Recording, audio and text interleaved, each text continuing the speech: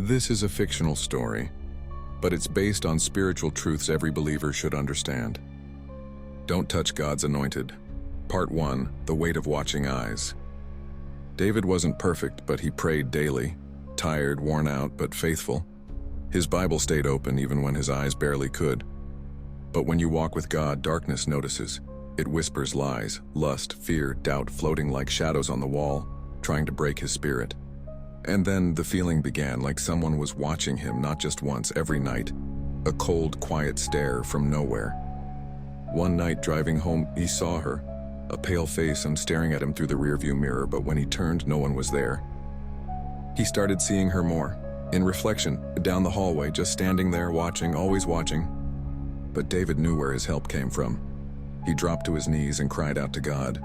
Even in fear, he prayed, even in darkness, and he believed. And heaven was listening. David called a friend from church, a real prayer warrior. He explained everything, the face, the heaviness, the feeling of being watched. His friend didn't laugh, he just nodded. That sounds like astral projection, he said.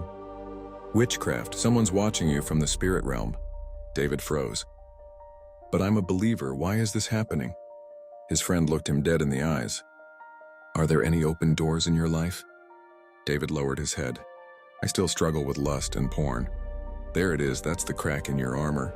You gave the enemy a key, now close the door. You'll get victory, but you have to fight for it. Fast, pray, purify your walk, 3 days. He deleted everything tied to his sin. He played worship music all day, prayed more, read the word with fresh eyes.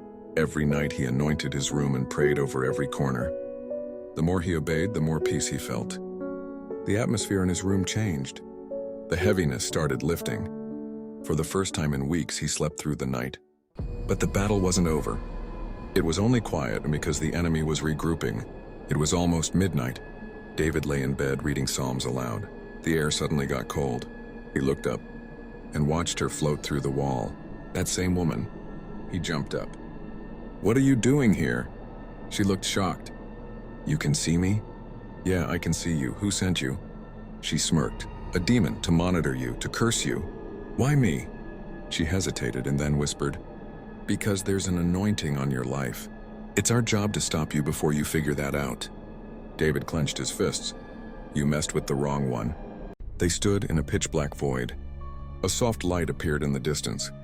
It grew brighter and brighter, until a massive radiant angel appeared, burning with holy fire. The woman screamed and turned to flee, but the angel was faster. He raised his sword and cut the silver cord tethering her spirit to her body. She collapsed, gone. Back in the room, David stood frozen, heart racing. He felt the presence of God surround him like a shield. He didn't just witness deliverance. He witnessed judgment. David dropped to his knees. He heard a voice, not out loud, but deep in his spirit. Well done, but the work isn't finished. He looked up and saw the same angel standing over him. Stay on the path. Do not open the door to compromise again.